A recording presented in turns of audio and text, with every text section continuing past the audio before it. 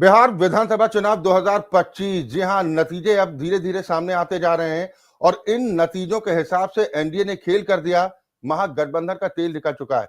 हालांकि जिस तरीके से अब रुझान नतीजों में तब्दील होते जा रहे हैं, उससे अब ये साफ है कि एक बार फिर बिहार की सत्ता पर एनडीए प्रचंड बहुमत के साथ काबिज होने जा रहा है, क्योंकि 200 का आंकड़ा एनडीए गठबंधन पार करता दिखाई दे रहा है, तो 50 सीटों के आंकड़े से भी नीचे बिखरता दिखाई दे रहा है। महागठबंधन जो लगातार इस बात को लेकर दावे कर रहा था कि अब की बार बिहार में बदलाव की बयार है, और लगातार ये दावे किए जा रहे थे, बड़े बड़े वादे जनता से किए जा रहे थे, लेकिन आज नतीजों का दिन है। यानी लोकतंत्र के महापर्व में आज नतीजों का दिन है और नतीजे एनडीए के पक्ष में जाते दिखाई दे रहे हैं। प्रचंड बहुमत के साथ एक बार फिर बिहार की सत्ता पर एनडीए काबिज होता दिखाई दे रहा है। साथ ही अब लगातार लगातार जो तस्वीरें भी आ रही हैं, जश्न का दौर शुरू हो चुका है। पटना से लेकर मोकामा तक, मोकामा से लेकर दिल्ली तक जश्न की तस्वीरें हम लगातार अपने दर्शकों तक पहुंचा रहे हैं। और जो मुकाबला इस बार देखने को मिला, जो कहा जा रहा था इस बार जबरदस्त कांटे का मुकाबला एनडीए और महागठबंधन के बीच होगा, अपने अपने दावे थे। ये कहा जा रहा था कि फिर एक बार नीतीश सरकार, तो उधर महागठबंधन की तरफ से कहा जा रहा था कि बिहार में बदलाव की बयार है और इस बार तेजस्वी की सरकार है। लेकिन महागठबंधन के मंसूबे अब बुरी तरह ध्वस्त होते दिखाई दे रहे हैं। बुरी तरह महागठबंधन अब गिरता दिखाई दे रहा है और एनडीए प्रचंड बहुमत के साथ सत्ता पर काबिज होता दिखाई दे रहा है। हमारे साथ कुछ खास मेहमान जुड़ गए हैं। हम चर्चा इसी बात को लेकर करेंगे कि इस बार जो कांटे की जंग कही जा रही थी, लेकिन एक तरफा ये मुकाबला होता पूरी तरह से दिखाई दिया है। मेरे साथ डॉक्टर आशीष हांडा हैं, आप नेता भारतीय जनता पार्टी हैं। आशीष जी, बहुत स्वागत है आपका। निवास रजक कुछ देर बाद जुड़ेंगे। संजय कृष्ण जी हैं, आप राजनीतिक विश्लेषक हैं। हम उनका विश्लेषण समझने की कोशिश करेंगे कि इस बार बिहार का ये जन क्या कुछ कहता है। और रवि अरोड़ा साहब हैं, पॉलिटिकल एनालिस्ट हैं, वो भी हमारे साथ इस चर्चा का हिस्सा हैं। बहुत स्वागत है आप सभी का। मैं सबसे पहले रवि अरोड़ा साहब आपके पास ही आ रहा हूं। ये उम्मीद की थी आपने कि इस तरह के नतीजे कुछ आएंगे? जी, मुझे लगता था कि एनडीए गठबंधन सरकार बनाएगा, यह तय था मेरा। शुरू से ही आकलन यही रहा था, लेकिन इतनी बुरी हालत कांग्रेस की और आरजेडी की हो जाएगी ऐसा नहीं सोचा था। और सच बताएं, ये खेला इतना बड़ा हो गया। बिहार की महिलाओं ने, देखिए, असल में छठ का माहौल था। सभी पूरे देश से बिहार के लोग गांव पहुंचे हुए थे और सभी ने, मतलब, जो वोट चोरी का जो मुद्दा ही नहीं था, असल में कोई इस टाइप का मुद्दा बन ही नहीं सकता था। जहां पे बेरोजगार की बात होनी चाहिए, जहां पे पलायन की बात होनी चाहिए, जहां पे जो है बिजली पानी की बात होनी चाहिए, जहां पे अपराध की बात होनी चाहिए, वहां वोट चोरी की बात हो रही थी। समझने वाली बात यह थी, जिस मुद्दे को लेकर राहुल गांधी ने मुहिम छेड़ी, खुद तो डूबे शर्म, साथ में तेजस्वी को भी ले डूबे। मतलब कांग्रेस ने अपना तो सूखा साफ कराया ही, साथ के साथ तेजस्वी का भी पूरा सूखा साफ करा दिया। मैं समझता हूं ये बहुत बड़ी मुद्दे ऐसे थे जिन पर लड़ा जा सकता था, जबकि एंटी इनकम्बेंसी नहीं थी। लेकिन 20 साल के शासन के बाद आपके पास ऐसे मुद्दे नहीं है, जबकि बिहार से सबसे ज्यादा पलायन होता है। बिहार में अपराध इस समय पे चरम पे था, लगातार बढ़ रहा था। उसके बावजूद वो मुद्दे धराशायी हो गए, क्योंकि वोट चोरी के मुद्दे पर इतना ज्यादा आगे बढ़ गए कि इन्हें ध्यान ही नहीं था कि हम। और सबसे बड़ी बात, जो टाइमिंग, बहुत ज्यादा लंबा टाइम खिंच गया कांग्रेस और आरजेडी के बीच में। मैं समझता हूं ये तैयारी पहले से कर लेनी चाहिए थी और उसका नुकसान ही नहीं मिला। बिहार की जनता ने, बिहार की महिलाओं ने, बिहार के युवाओं ने, जो जिस प्रकार से लगातार मोदी जी हर मंच पर, यहां तक कि जब भी चुनाव होते उसी दिन कहीं ना कहीं किसी ना किसी मंच से मोदी जी साफ वो जंगल या राज याद दिला रहे थे युवाओं को। और युवाओं ने माना कि जो है लालू प्रसाद यादव है, वो चेहरा जरूर बदला है तेजस्वी के रूप में, नया चेहरा, युवा चेहरा, बातें अच्छी अच्छी हो रही हैं, लेकिन सोच वही है, सोच वही है जंगल राज वाली। और शायद यही कारण रहा कि आज इनका ये हालत हो गई, जबकि पिछले चुनाव में इतना अच्छा प्रदर्शन किया था तेजस्वी ने। लेकिन इस बार कहीं ना कहीं बिहार की जनता समझ गई कि ये जमीन के बदले जो है नौकरी देने वाले लोग हैं, इनसे दूरी बनाना ही ठीक है। और मुझे लगता है इस बात को लोगों से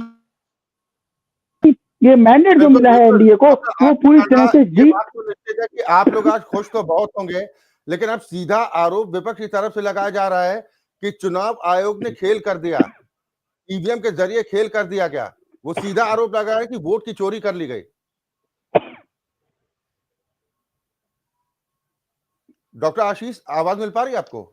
जी जी जी जी, मुझसे सवाल है जी। सबसे पहले तो आपको, मेरे सभी आदरणीय को पैनलिस्ट को और आपके चैनल के सभी प्यारे प्यारे दर्शकों को भारतीय जनता पार्टी की तरफ से मेरे यानी डॉक्टर आशीष का प्यार भरा नमस्कार।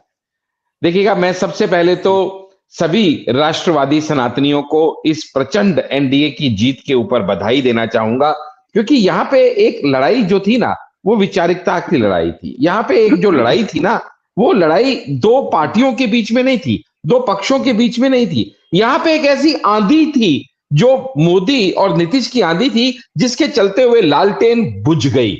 ये आप समझिएगा कि जितना कीचड़ इन्होंने मोदी के ऊपर, मोदी की स्वर्गीय माता जी के ऊपर उछाला, उतना ही ज्यादा कमल खिल के आया है। और जो लोग कहते थे साथी हाथ बढ़ाना, उन सबके हाथ खाली हो गए और निशाने पे तीर चल गया। क्योंकि यहां ये बात हम बहुत क्लैरिटी से शुरू से कहते आए हैं कि ये जो लड़ाई है ना, ये लड़ाई किसके बीच में है? ये लड़ाई थी कि जो धरती है ना बिहार की, वो बुद्ध की धरती कहलाती है। वो बुद्धू लोगों की धरती नहीं है। वो भली भांति समझते हैं कि उनको क्या चाहिए। क्या उन्हें कट्टा चाहिए, क्रूरता चाहिए, कटुता चाहिए, कुशासन चाहिए, करप्शन चाहिए, कुसंस्कार चाहिए, या फिर कहीं ना कहीं उनको ये चाहिए कि हर बीमार को मिले दवाई, हर गरीब की हो सुनवाई, हर किसान को मिले सिंचाई, और हर गरीब की हो कमाई, और हर बालक को मिले पढ़ाई।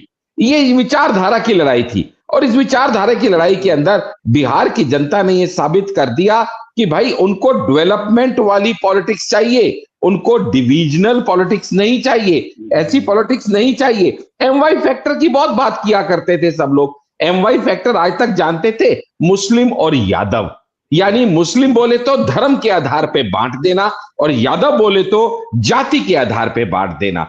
लेकिन विकासशील एनडीए के आने से लोगों की विचारधारा बदल गई। एमवाई फैक्टर तो वही रहा, लेकिन अभी एमवाई का मतलब हो गया, क्या बोले तो एम से महिला और वाई से यूथ। यानी जितने काम इन्होंने देखे पिछले 20 साल में, सोचिएगा 20 साल से जो शासन में हो, वो दोबारा इतने प्रचंड बहुमत के साथ अगर फिर से शासन में आ जाए, तो ये समझ लेना चाहिए कि वो व्यक्ति शासन नहीं कर रहा, वो व्यक्ति सेवा कर रहा है। और बिहार की जनता ये देख के नतमस्तक हो गई कि भाई ऐसे ही व्यक्ति को दोबारा हमें सेवा का फिर से अवसर देना है, क्योंकि बिहार को प्रगति के पथ पे आगे लेके जाना है। आप सोचिएगा, यहाँ पे बात हो रही थी, वो महागठबंधन था, महाठगबंधन था, महालठबंधन था, क्या था? वो अपने आप बिहार की जनता ने उनको आईना दिखा दिया। क्योंकि जहां पे वो सीएम फेस खुद को प्रोजेक्ट करते थे, आज वो तीसरी पार्टी बन के उभरे हैं। और जो डिप्टी सीएम सानी खुद को प्रोजेक्ट करते थे, वो एक भी सीट नहीं लाए हैं। तो इससे पता चलता है कि वो कितने पानी में थे और सिर्फ बातें ही बातें किया करते थे। नीतीश कुमार जी की ताजपोशी की तैयारी कर ली ना आप लोगों ने? कि ये बात हम पहले भी हमारे आदरणीय गृह मंत्री अमित शाह जी क्लियर कर चुके हैं कि जब भी हमारी प्रचंड जीत होगी, उसके बाद सभी विधायक एक साथ बैठेंगे और एक साथ बैठ के ये फैसला करेंगे कि कौन हमारा नेता अब मुख्यमंत्री का चेहरा बनेगा और किसके सिर पे ताजपोशी होगी। यही आरोप अब भी लगा रहा है कि भले ही प्रचंड बहुमत मिलता हुआ दिखाई दे रहा हो, लेकिन अब बीजेपी खेल कर देगी, नीतीश कुमार को नहीं ऐसा नहीं बनने देगी। देखिएगा, फिर वही बात देखिएगा, हमारे लोगों के बीच में क्या है ना, कोई बड़ा कोई छोटा नहीं है। जिसका सबसे बड़ा सबूत यह है कि हमने 101 सीटें नीतीश बाबू को कहा कि भैया इन पे आप अपना परचम लड़ाइए, और 101 पे ही बीजेपी ने अपना परचम लड़ाने के लिए आपसी समझौता इस तरीके से किया। कांग्रेस और आरजेडी की तरह नहीं, जहां आखिरी दिन तक फैसला ही नहीं हो रहा है कि भैया कौन किससे लड़ेगा। अच्छा, दोनों में आपस में समन्वय बनने के बाद, महागठबंधन के बाद, फिर वो कहते हैं जी 12 सीटों पे हम फ्रेंडली फाइट करेंगे। ये फ्रेंडली फाइट क्या होता है? हमारे बीच में आपस में मतभेद तो हो सकता है, लेकिन मन भेद नहीं हो सकता। क्योंकि नीतीश बाबू ने पिछली बार कहा था मुझे सीएम नहीं बनना क्योंकि मेरी उतनी सीटें नहीं आई, लेकिन बीजेपी ने कहा आप ही बनिए। और नीतीश जी के भी मन में कोई लालच नहीं है और बीजेपी के मन में भी कोई लालच नहीं है। यहाँ पे क्या है, हम उन्हें आगे करते हैं, वो हमें आगे करते हैं। आपस में गुत्थम गुत्था नहीं हो रहे हैं कांग्रेस आरजेडी की तरह। बिहार में चेहरा थे एनडीए की तरफ से, मैं संजय कृष्ण जी आपके पास आऊंगा। क्या ये नतीजे एक्सपेक्ट किए थे आपने? आपका आकलन क्या नतीजा कुछ कहता है कि जिस वक्त चुनावी प्रचार चल रहा था या फिर जिन मुद्दों को भी उठाया गया महागठबंधन की तरफ से, क्या आपको लग रहा था कि इतना खराब प्रदर्शन महागठबंधन की तरफ से होगा? देखिए, नतीजा तो बहुत ही अप्रत्याशित है, क्योंकि हर कोई एक टाइट फाइट की ही उम्मीद कर रहा था कि जिस तरीके से आरजेडी का बिहार में आधार बनता है, उसके हिसाब से लग नहीं रहा था कि इतनी जल्दी उनको नकारा जाएगा। बट अभी जो खास करके अभी जो परिणाम दिख रहे हैं हमें, ये सबके दांतों तले उंगली दबाने वाली बात है। क्योंकि देखिए, कुछ ना कुछ तो होता ही है। 20 साल से अगर एक आदमी शासन में है और उसके बाद भी अगर इस प्रचंड बहुमत से आता है, तो उसको ये नहीं कहते कि जनता की सेवा कर रहा है। मुझे तो लगता है वो जनता का दिल जीत रहा है। तभी तो इस तरह से लोगों ने उन पे ट्रस्ट किया, उन पे रिलाई किया, चाहे वो बीजेपी हो, चाहे वो जेडीयू का या बाकी भी और घटक दलों का कॉम्बिनेशन है। ये कॉम्बिनेशन जब मिल के बनाना, तो इसको कहते हैं ना कि ये फूलों का गुलदस्ता बन गया। अब ये सब अलग अलग फूल है, अब ये गुलदस्ता बना, और ये इतना जबरदस्त गुलदस्ता बना है कि बिहार की जनता ने इसको सर माथे पे बिठाया है। अभी नीतीश कुमार के मुख्यमंत्री बनने पर किसको शक शुबा है? किसी को शक शुबा नहीं। मुख्यमंत्री वही बनेंगे। हर न्यूज चैनल में बैठ के ही सवाल पूछा जाता है बीजेपी के प्रवक्ता से कि भाई नीतीश को सीएम बनाएंगे? सर लिख लो, सीएम नीतीश ही बनेंगे। बहुत सारे इक्वेशंस हैं इसके पीछे। अभी अगर आप आंकड़ों पे जाएंगे ना, तो अभी फिलहाल जो दिखाया जा रहा है, माइनस जेडीयू भी एनडीए के पास इतनी सीटें हैं कि सरकार बन सकती है। तो क्या वो ऐसा आपको लगता है कि ऐसा संभव है? ऐसा होगा? केंद्र की भी इक्वेशन को देखना है, सबके इक्वेशन को देखना है। फिर बीजेपी जो बिहार में अभी जो करंट सिचुएशन है, नीतीश कुमार के चेहरे के ऊपर ही लोगों ने भरोसा किया, उनके सुशासन पे ही लोगों ने भरोसा किया। बीजेपी भी इस बात को अच्छे से जानती है। तो इसको दरकिनार कैसे करेंगे आप? जब तक नीतीश कुमार है, मैं हमेशा पिछले 2 साल से ही कहता रहा हूं, जब तक नीतीश कुमार स्वस्थ हैं, जब तक Nitish Kumar fit and fine है, तब तक नीतीश कुमार बिहार के सीएम रहेंगे। एनडीए के सीएम वही रहेंगे, इसमें कहीं कोई शक शुबा नहीं है। एक और बात मैं आपको बता दूं कि कांग्रेस या महागठबंधन जो है, वो अब सारा ठीकरा फिर इलेक्शन कमीशन पे फोड़ना हर जगह शुरू कर चुका है। कहीं भी बहस उठा के देख लीजिए, सारे प्रवक्ता अब ये कहना शुरू कर चुके हैं कि ये मैंडेट नहीं है जी, ये तो जनादेश नहीं है, इसमें तो इलेक्शन कमीशन का भी हाथ है, उन्होंने इनको पहुंचा दिया। भाई, इलेक्शन कमीशन और भी अभी जो बाईपोल्स हुए थे, वहां भी तो कांग्रेस जीत रही है, तो वहां उन्होंने इलेक्शन कमीशन को कितने में खरीदा? अगर बिहार में भाजपा ने और एनडीए ने पार्टी के मुखिया अखिलेश यादव का भी खरीदा, बता दें। अगर कहीं कोई जीतता है, अखिलेश यादव का ट्वीट भी सामने आ गया और उन्होंने ये साफ कह दिया कि एसआईआर के नाम पर बिहार में खेल कर दिया, लेकिन यूपी में हम ये खेल नहीं होने देंगे। ये सब साफ बोल रहा है। अगर अखिलेश यादव भी इस रास्ते पे चले, राहुल गांधी के रास्ते पे, तो उनकी बर्बादी भी तय है। उनको अपना रास्ता खुद बनाना पड़ेगा। तेजस्वी को ये बात बड़ी देर समझ में आई थी। वो 1300 किलोमीटर की यात्रा करके राहुल गांधी निकल गए, उसके बाद तेजस्वी को समझ में आया कि ये तो हम गलत डायरेक्शन में जा रहे हैं।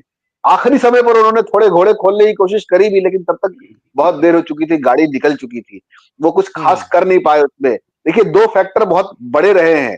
एक तो होता है लॉ एंड ऑर्डर, जो कि सबसे इंपॉर्टेंट है किसी भी स्टेट को चलाने के लिए। उसमें जब कंपेयर किया जाता है, तो आरजेडी का जंगल राज लोगों को अच्छे से याद आता है। अभी वो पूरी जनरेशन है, अभी कहीं गई नहीं है, वो उन दिनों को याद करने के लिए, अपने आने वाली पीढ़ी को बताने के लिए है। शायद 2 और जनरेशन या अगले 2 इलेक्शन के बाद लोग जंगल राज को भूल जाएं एक बारी को, लेकिन फिलहाल उनके दिमाग में उस समय का दौर का जो डर है वो बैठा हुआ है।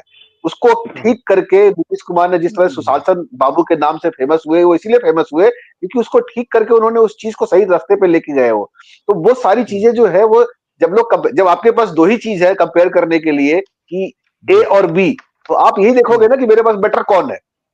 हो सकता है बहुत सारी खामियां ए के अंदर भी है और बहुत सारी खामियां बी के अंदर भी, तो फिर हम जाते हैं किसमें कम खामियां है, कहाँ हम सेफ हैं, कहाँ हम बेटर फलेंगे फूलेंगे, तो पब्लिक उसकी तरफ जाती है। बम्पर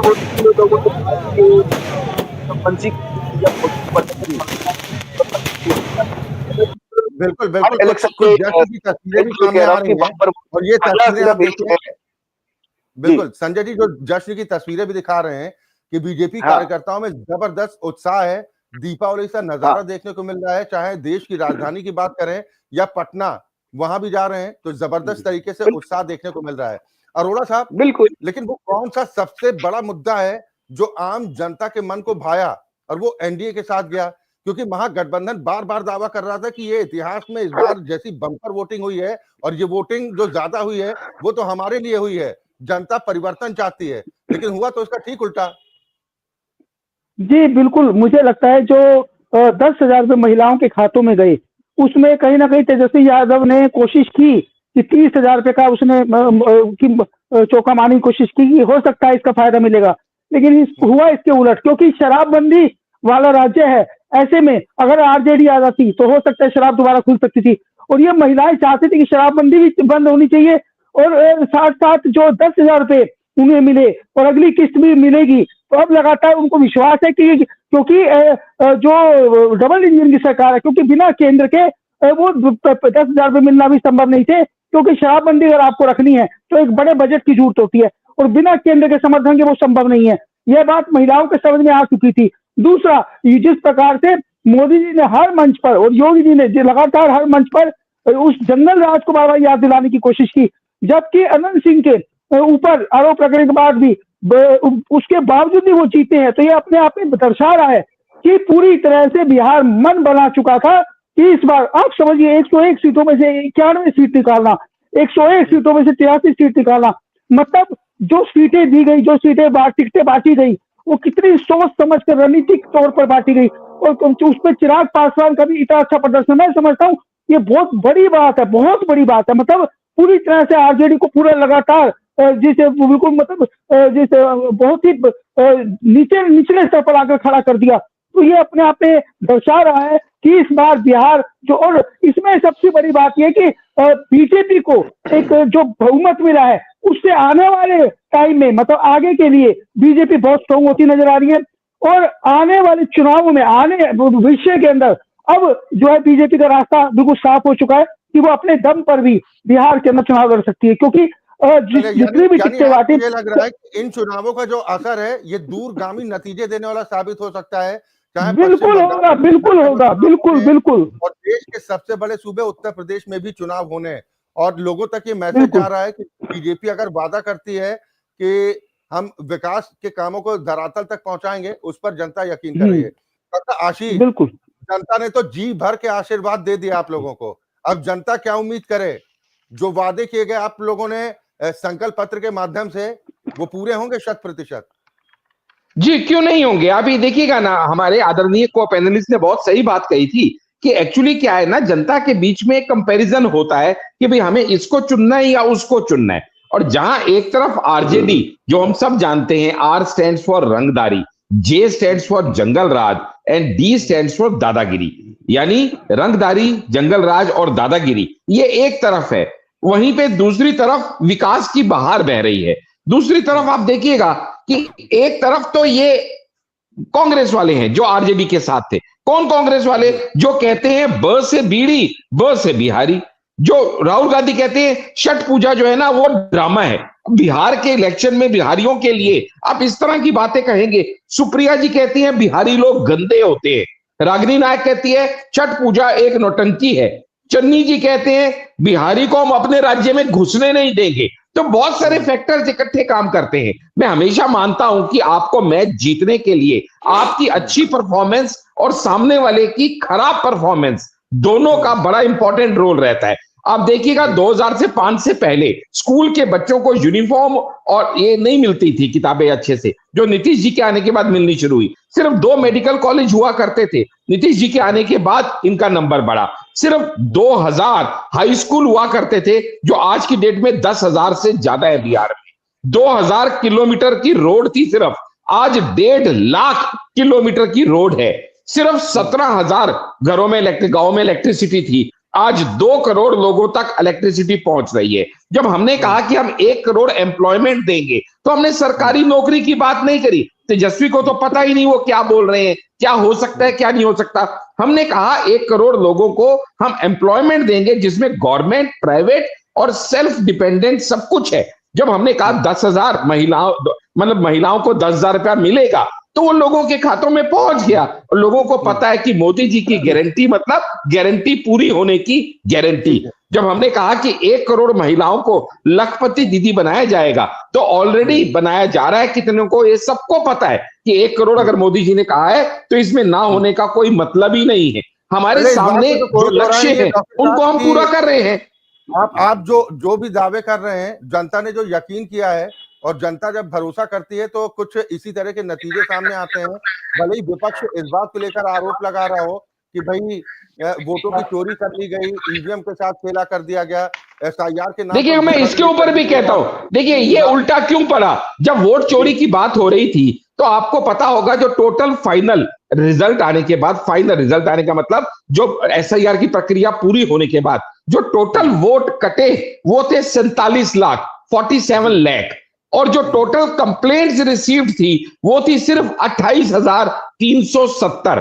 आप खुद सोचिएगा 47 लाख वोट अगर कटे, जिसमें से सिर्फ 28,000 लोगों ने ये कहा कि भाई हमारी ये कंप्लेंट है, उनमें से भी कितनी सही कितनी गलत बात का इशू है। लेकिन इससे क्लियर पता चलता है कि ये सिर्फ एक गलत नैरेटिव प्रोजेक्ट कर रहे थे राहुल गांधी, जो औंधे मुंह उनको खानी पड़ी अपने मुंह की, क्योंकि जिस डाटा को लेके वो हल्ला कर रहे थे वो डाटा ही गलत था।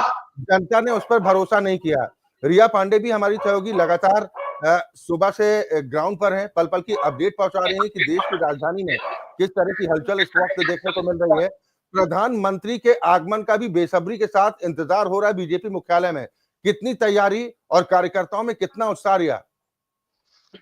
जी अक्षय जी, जैसा कि बात करें कि बीजेपी और एनडीए की सरकार बिहार में भारी मामलों से अपनी जो जीत हासिल की है, और वहीं अभी मैं बीजेपी के नेशनल ऑफिस में मौजूद हूँ, जहां कुछ ही देरी पर नरेंद्र मोदी आने वाले हैं, जिस चीज को लेकर सुरक्षा व्यवस्था पूरी तैनात है। यहाँ पे पूरी अभी हर जगह की बात करूँ, सिक्योरिटी जांच एजेंसी जांच चल रही है और चारों तरफ से अभी जांच चल रही है, सिक्योरिटी बढ़ा दी गई है। वहीं थोड़ी देरी में 6:30 बजे के लमसम मोदी जी आएंगे, यहाँ पे संबोधन करेंगे। वहीं मैं बीजेपी ऑफिस में बात करूँ तो यहाँ दूर दूर से कार्यकर्ता प्रवक्ता सब आए हैं, चारों तरफ जश्न का माहौल है, ढोल नगाड़े बज रहे हैं, लोग एक दूसरे को मिठाइयां खिला रहे हैं और सबके जबान पर एक ही नारा है कि बिहार के बाद अगली पारी बंगाल का है।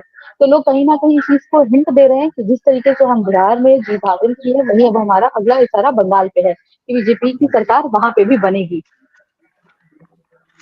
बिल्कुल संजय जी, जो बात रिया कह रही है कि अब तो बीजेपी के तमाम नेताओं की तरफ से ये नारा भी बुलंद किया जा रहा है, कार्यकर्ता उत्साहित हैं कि बिहार तो अभी झांकी है, पश्चिम बंगाल बाकी है। पश्चिम बंगाल एक डिफरेंट बैटलफील्ड है।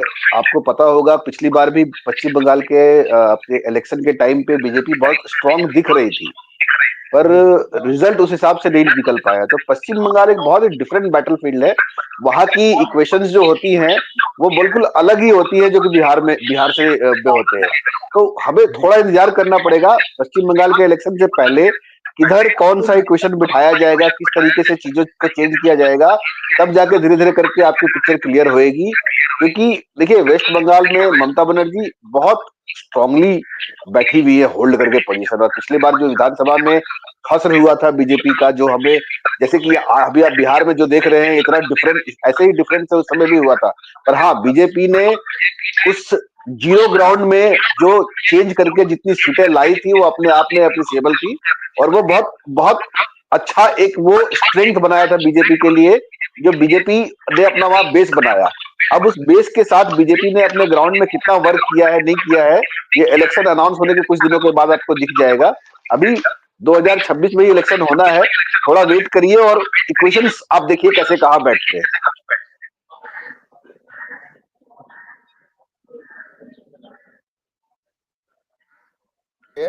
और कौन कौन से बीजेपी के बड़े नेता हैं जिनकी मौजूदगी बीजेपी मुख्यालय में? डॉक्टर आशीष, मैं आ रहा हूं आपके पास। गृह मंत्री अमित शाह वहां पर होंगे, इस बारे में भी जानकारी मिल रही है, और पार्टी अध्यक्ष जेपी नड्डा के साथ रक्षा मंत्री राजनाथ सिंह की भी मौजूदगी रहेगी। कौन कौन से नेता वहां पर पहुंच सकते हैं? जी अक्षय जी, जैसे कि मैं बात करूं कि इस वक्त अभी बीजेपी ऑफिस में कि तमाम बिहार के बड़े नेता पॉलिटिशियंस भी यहाँ पे दिखाई देंगे, कार्यकर्ता दिखाई देंगे। वहीं अभी मोदी जी के